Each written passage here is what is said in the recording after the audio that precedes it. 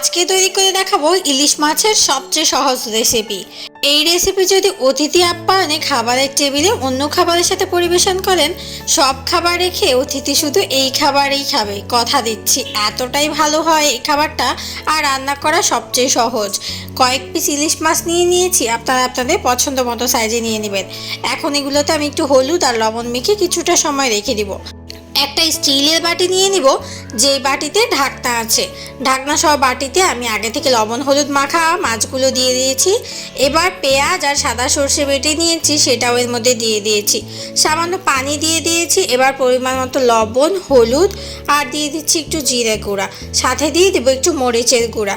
ঝালটা আপনারা আপনাদের পছন্দ মতো ব্যবহার করতে পারেন।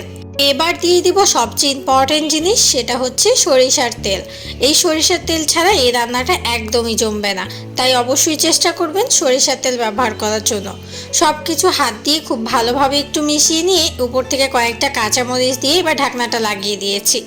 একটা পাতিলে পানি দিয়ে তার উপর একটা স্ট্যান্ড দিয়ে পাতিলটায় পানিটা গরম করে নিয়েছি।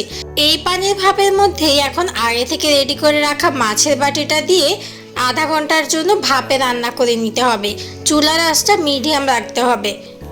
আধা ঘন্টা পর নামিয়ে পরিবেশন করলেই তৈরি হয়ে যাবে সবচেয়ে সহজে মজাদার সর্ষে ইলিশ। আর ভাপা ইলিশও আপনারা বলতে পারেন। আর রান্না করা যেমন সহজ, খেতে ঠিক তত বেশি মজা। গরম ভাতের সাথে এক পিস ইলিশ মাছ আর এই সিদ্ধ করা একটা কাঁচামরিচ দিয়ে খেতে যেন অমৃত।